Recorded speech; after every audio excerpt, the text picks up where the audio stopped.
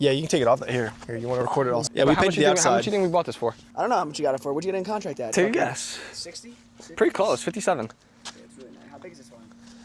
Viz, 1100? No, yeah, I'd say about 1200. But we own that one, the white one. We own that one too. We bought that one for, guess how much? 35,000. Where's the white one? I don't know what it is. It's down One there. with the black, yeah. I'll zoom in. Yeah, we bought this one for 57,000. We're on Columbia. We own that house and one like behind it a few doors.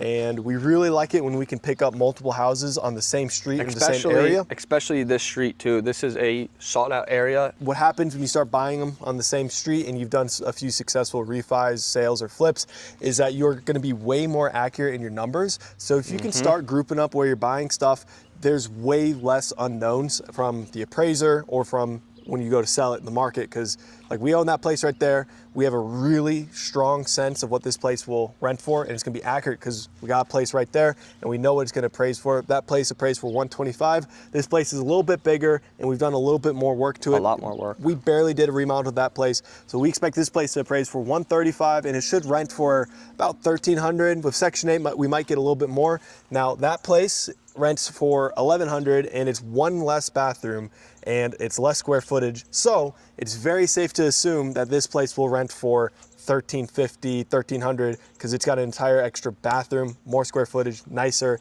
And that one's bringing in 1,100 and we didn't do much to it. We cut a lot of corners. This one's 1.5. And this seller, I was communicating with the seller. This was owner occupied. She needed to get out of the house within the month. So we got a really good deal on this. We bought this for $57,500. The seller needed to move states. She called us up and we closed on the house pretty quickly. In less than 3 weeks, we closed on it. Yeah. So we'll go on in, lockbox. Hey, little advice on lockboxes. Don't use the same code for all your lockboxes because you ever have a worker that maybe you got to fire or gets pissed, whatever. You don't want them to be able to break into all your rentals. Let's show the exterior a little bit though. That was the paint job. Yeah, let's show the exterior. The paint job looks really nice. Yeah, we actually had he was like a 17-year-old. We had paint this. People always ask, like I get a lot of comments, people saying all our prices for labor are unreasonable, but if you're not going to the big companies and you're sourcing your own labor, like literally a high schooler, you're gonna get fantastic prices on your labor costs. Like this kid, he did a good job. A little bit of overspray there, which we got to correct him on. For sure. Again, you know, it's like that kind of like dark gray and white on the stone.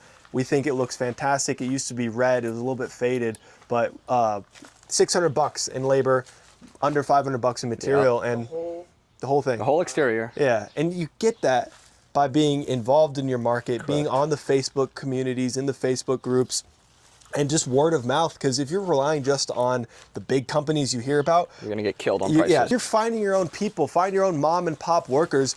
It's gonna be much cheaper, and I stress that a lot. You can't be paying retail on the purchase price, and you can't be paying retail remodel costs.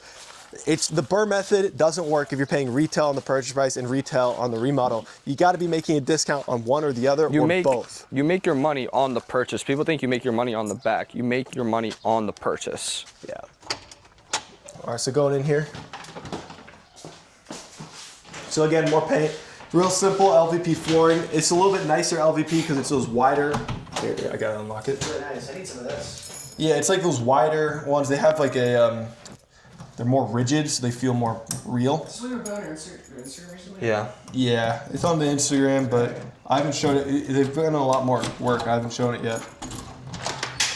All right, so we are not doing LVP on the flooring in here.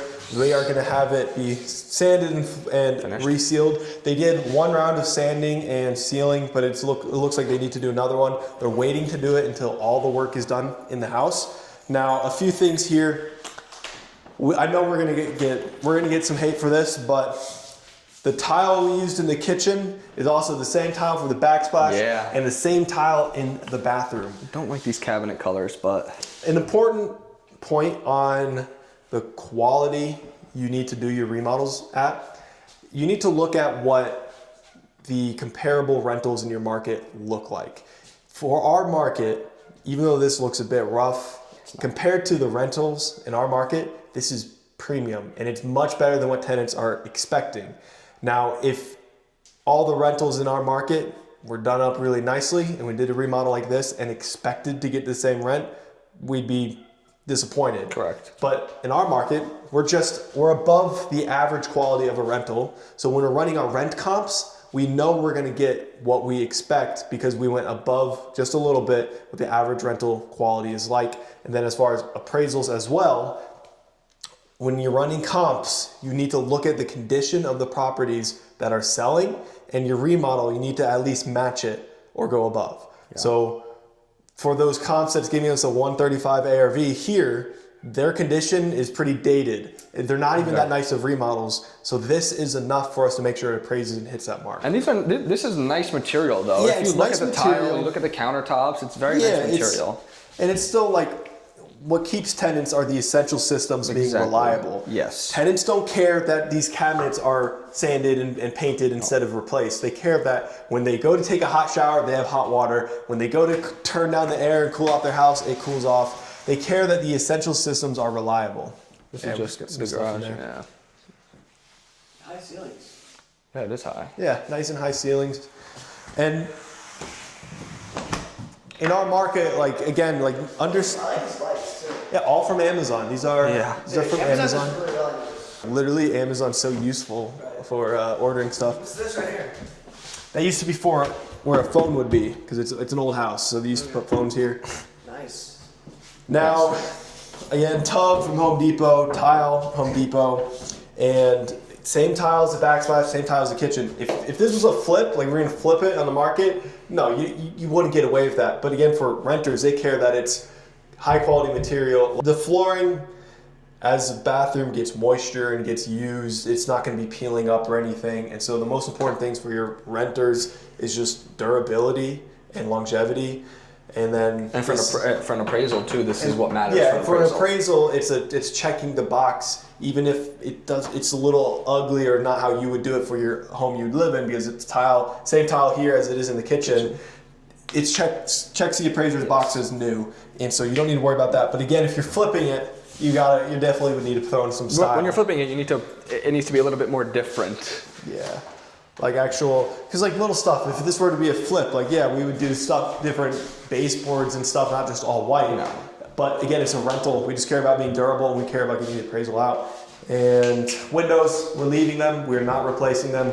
This is just going to mean for the tenant, they're going to have a higher utility bill because it's not as well insulated. The only area that would affect is potentially what we could rent it for, but it's going to be marginal. I'm talking like $20 difference because it's not, insulated, and sometimes won't even think about that. But we don't pay utility, so we don't care. Then HVAC system, we're leaving it, even though it's older, it's running fine. We expect it to last another 5 to 10 years. We don't need to replace it now, we're leaving it. Then this is the half bath right here. And again, same tile flooring, tile, paint. Because it's kind of an awkward space, we actually found these kind of like mini toilets. Not like mini, but like smaller toilets. And it'll fit with the vanity nicely right here. Light, mirror from Amazon. And that's the half bath. And this, the fan too, you actually fan too from Amazon. Yeah, I think it works. Does it work? Probably not. No. All right. And that's really it. It's then as far as essential systems, we've done some electrical upgrades just on the panel itself, replacing some breakers and plumbing. All new PEX. Oh, so you can't see it, but this was torn out because we redid the plumbing, put in brand new PEX plumbing, whatever. And so we should not have any work orders for that, knock on wood. And then the actual sewer line for the house itself, we had Corey out, he snaked it, ran a camera through it, we're good there. There's no basements. No basements. This is a crawl space foundation, so if you notice it's a little wonky in here, it's a crawl space, beam and pier, really easy to adjust if we run into issues.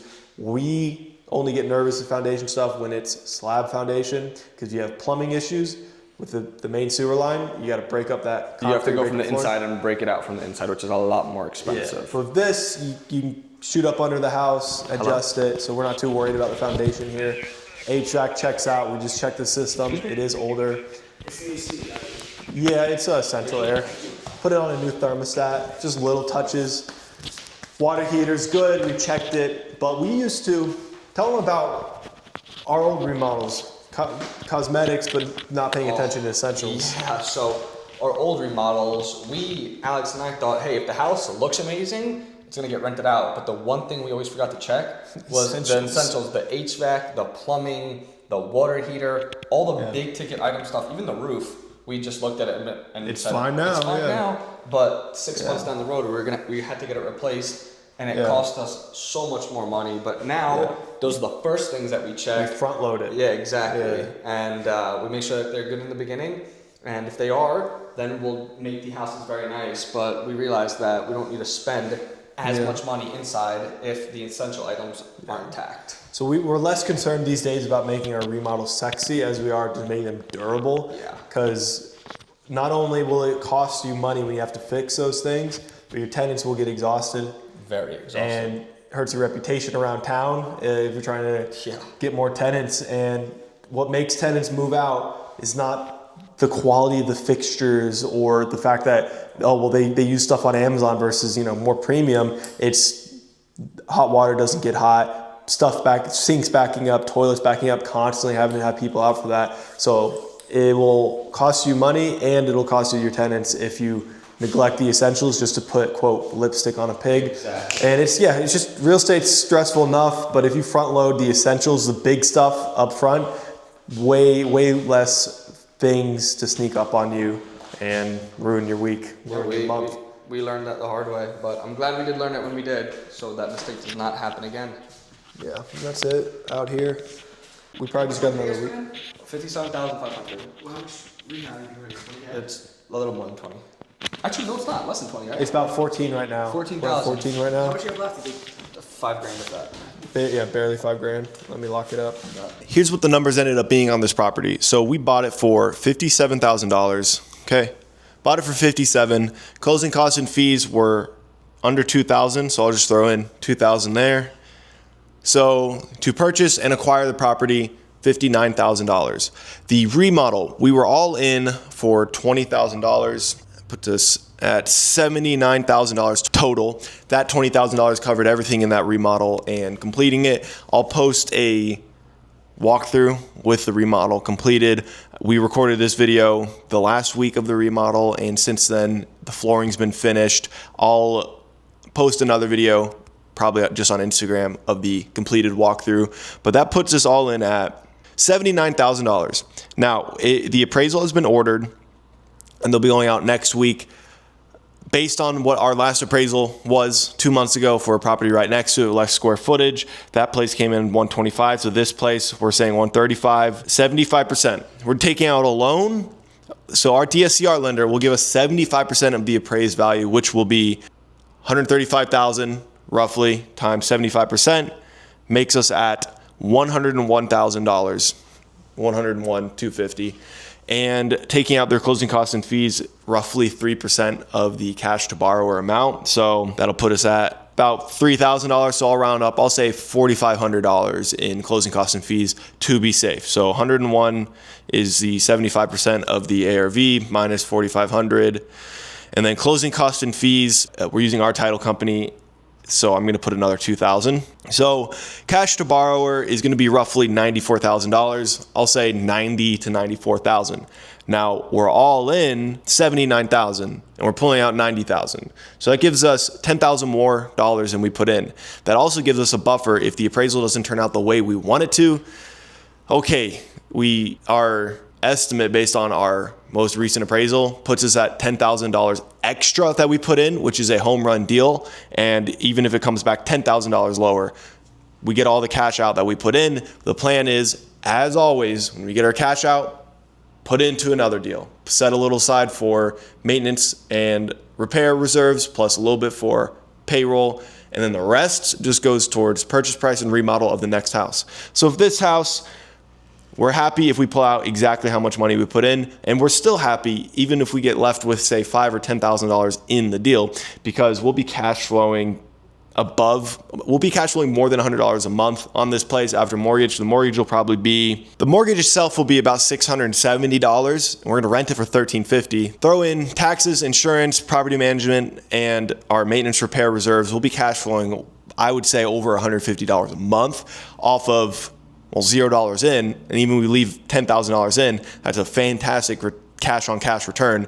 This deal's just about closed out, and these are the deals we're doing now. We're doing more deals like this, less duplexes, quadplexes, etc. Way easier to get our cash out, way more predictable appraisals. It's easier for us to get 75% loan to value approval. We're finding on multi-units, a lot of them aren't wanting to go above 60%. Loan to value meaning how much of the appraised value you can pull out. Interest rates have been better for us, so the house like I just showed you, that is our bread and butter now for 2026. And houses like that are what we want to have thousands of. So we're not going after unit count anymore, just getting 10, 20 unit bumps by buying multi-units. We're looking for houses like that. Houses like that are what we are striving to build our portfolio around. We want to have hundreds of houses like that, not thousands of multifamily units. I break down more of the details for how we pull off deals like this in our free Skool community. The link's in my YouTube description. So if you want to learn more, join that community. We go live on Wednesdays. Otherwise, please like and subscribe. Thanks for watching.